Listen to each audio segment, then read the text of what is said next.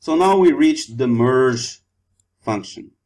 So it will take two lists that they're supposed to be previously sorted. So for example, a list of single elements, they are previously sorted, and it will merge them. So it will compare the elements of the list or the array, and it will merge them, putting the smaller element in the first position, and so on.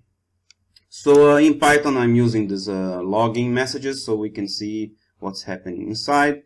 So this is the definition of the merge.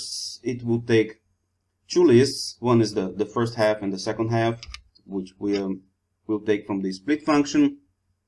So I'm starting with the index 0, so it's the first element defining here for each, and I am creating an empty list which is called result.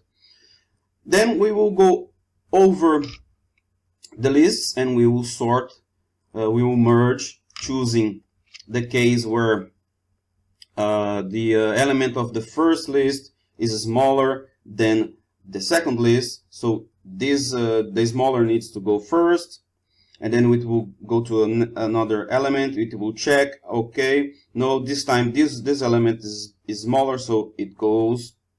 And if we reach the end of an array, and then it will put the elements that were not compared to anyone, and it will merge.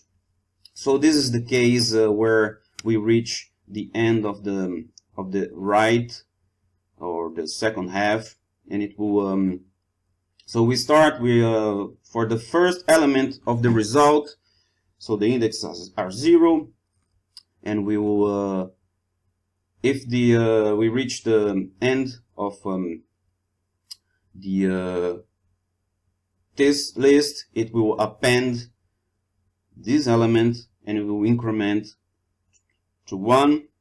This is the situation where we reach the end of this list, and we will then append the element of the other list to the result and move the index to another element.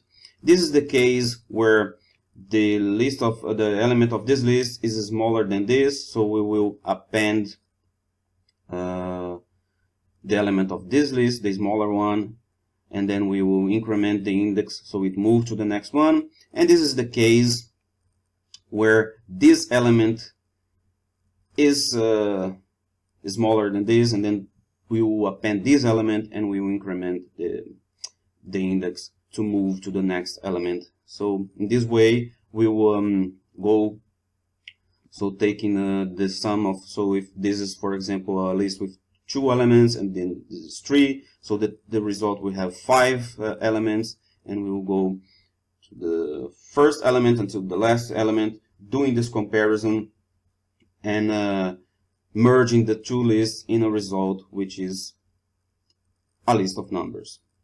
So it can be a bit confusing to think like this, but when we will see the login messages, it will make it easier. So let's define the function, and this is the test vector. So there are 2 previously sorted lists, one with 4 elements and the other one with 3 elements. So our result will be a list with 7 elements. So we are inside the function merge. These are the input arguments. We are calculating the output for element 0, which is the first element. So 3 is bigger than 2, so we will append 2. We move to the next element. So 2 is already our, so we move, so we will compare now 3 with 4, and 3 is smaller, it goes here. So, and then we will move to the next point. Then we will compare 4 with 4, doesn't matter, so we will append here. Then it will move. So 4 is smaller than 6, we will append 4. 5 is smaller than 6, we will append 5. 7 is bigger than 6, we will append 6. we reach the end of this, we will append 7. So we end up with the sorted, merged version of these two previously sorted inputs. So in JavaScript, I'm doing basically the same thing. There is instead of using append, I'm using push to this empty array. I'm going all the cases and I'm returning the result. So we can also define the function, and there is this the same test vector, and we have the same result. So it is possible to optimize this. So we can have, for example, instead of a for loop, we can have a while, and we check while it didn't reach the end of any of the given lists. But in this way, I think it's a bit easier to demonstrate how it's working. Then in the C++, this is the definition of the merge function. So I'm returning a vector of integers. I'm passing a reference to two vectors. So it's the left side and the right side, or two lists.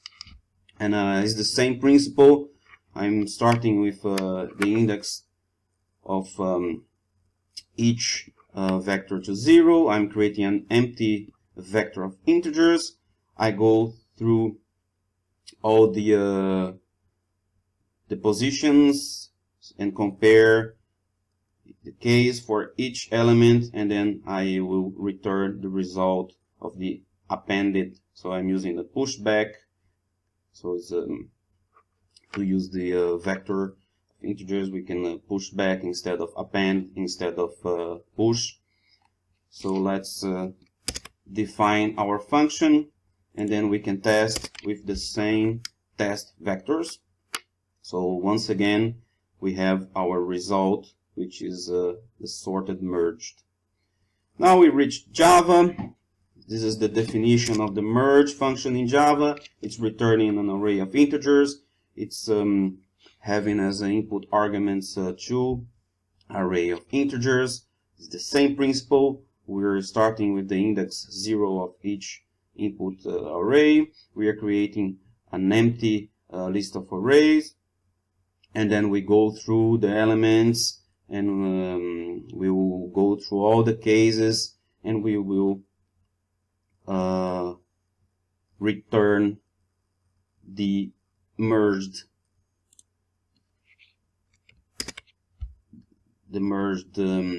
list array of integers. So here's the test vectors, and here's our result. So at this point, we have a split function, and we have a merge function that will merge previously sorted lists. And for example, have in mind that a list with a single element is already sorted. And this is one of the fundamentals of the principle behind what we are doing here.